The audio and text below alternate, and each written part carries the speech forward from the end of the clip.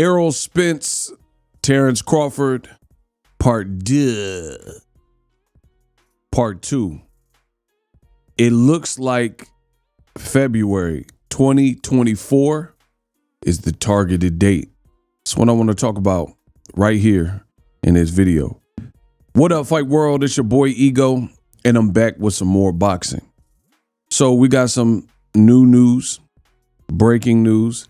It's looking like Terence Crawford versus ERROL SPENCE Jr. We'll put Crawford's name first because he won the first fight, and he is the undisputed champion. So Crawford Spence 2, the targeted date looks like February of next year, 2024.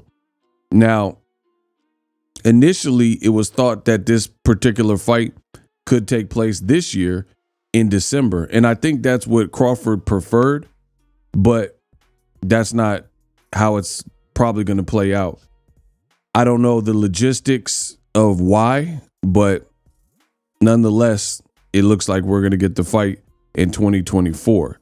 Terence Crawford, in the first fight, he defeated ERROL SPENCE Jr., and he did it convincingly and impressively.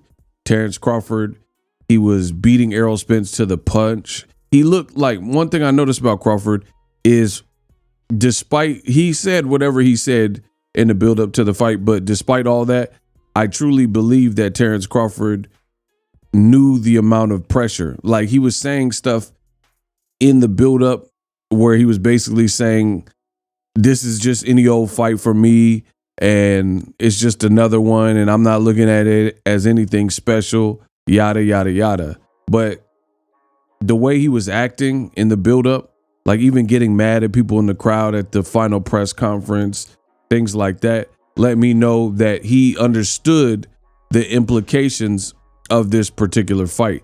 He knew how big this fight is and was, and basically it was a much anticipated and a must-win kind of scenario. And as a result, he showed up and he beat ERROL SPENCE, and he beat him to the punch. Like I said, beat him handily. There were really no competitive moments outside of round one where there was very little action. ERROL SPENCE, in order to beat Crawford, he's going to have to do a lot different. Based on the first fight, there's many things. The way I view it is, ERROL SPENCE, is possible he could be worse in the rematch, but just knowing his competitive nature and stuff, I feel like he can only go upward. Again, there's a chance that he could be worse, but that would be very bad for ERROL SPENCE if somehow it looks worse than the first fight. Like, it was already one-sided, so it was very minimal competition. So if somehow it became less competitive, or if he got knocked out cleaner, we have seen these things happen with like guys like David Price. He thought the Tony Thompson fight was a fluke, and we vowed to avenge it. Same thing happened in the rematch. So we'll see how this fight plays out. For me, I think ERROL SPENCE, he really has more room to improve, because the biggest thing that I noticed was the speed difference and Crawford's counterpunching ability. And it showed that ERROL SPENCE hadn't really fought against a southpaw as good as Terence Crawford. Last time he fought a southpaw was whoever, Chris Van Herdeen or somebody like that. And that's nowhere near the level of Crawford. So again, there's a lot of things that ERROL SPENCE is going to need to do. The other thing I noticed is ERROL SPENCE's weight. Like, on the surface, it looked like he was pretty chipped up and he had a nutritionist. So I was assuming that he made the weight in the safest and best possible way. But based on his performance, given that his performance, he looked sluggish, there was lethargy, he seemed like it was just an uninspired performance. And we've never really seen that from ERROL SPENCE. Usually when the going gets tough, Kell Brook heard him in their fight in Sheffield. He had the raging crowd against him. In the fight with Yordenis Ugas, with the whole mouthpiece fiasco, when his mouthpiece got kicked out, he kicked it to a different gear. He just couldn't get anything going with Terence Crawford. I personally believe that the weight has something to do with it. I know the Bud Buddies, they get mad. They say, oh, Ego, you're making excuses. I'm telling you what I've seen. Take it or leave it. I don't really care. But for me, I think Spence is, and I'm not blaming Crawford for this. This is what I don't understand, all this hoopla in mumbo jumbo in the world of boxing. When you say something, two things can be true. The fact that Crawford had a brilliant performance, but Errol Spence also could be weight drain. He stayed at the weight for a very long time. So it's not abnormal for Errol Spence to suffer from staying at the weight so long. That's not out of the realm of possibilities. So I don't understand why people make it as such. People bring up this video where Crawford said, oh, I told you this was going to happen. I told you people were going to make excuses. But the reality is the reality. At the end of the day, it looked to me like Errol Spence had performance issues, not just because of stylistic skill difference, but also because of his weight. And again, it was his decision. He signed on the dotted line.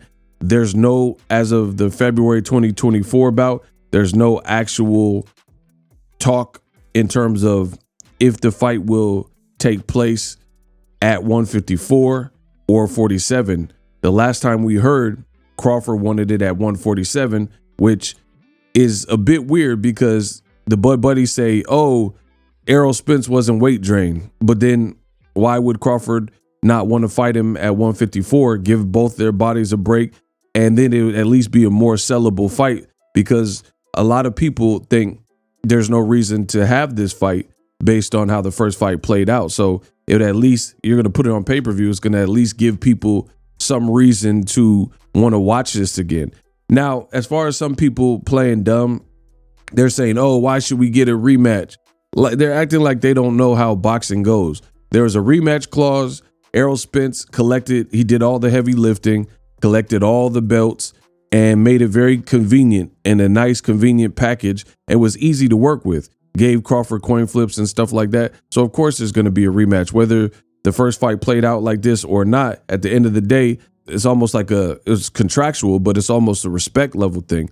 Errol Spence brought a lot to the table in the first fight, came up short. So you honor that, point blank, period. No more, no less. People are like, oh, I don't want to see it. It's a contract. Oh, subscribe to the channel. It's free, best in the business.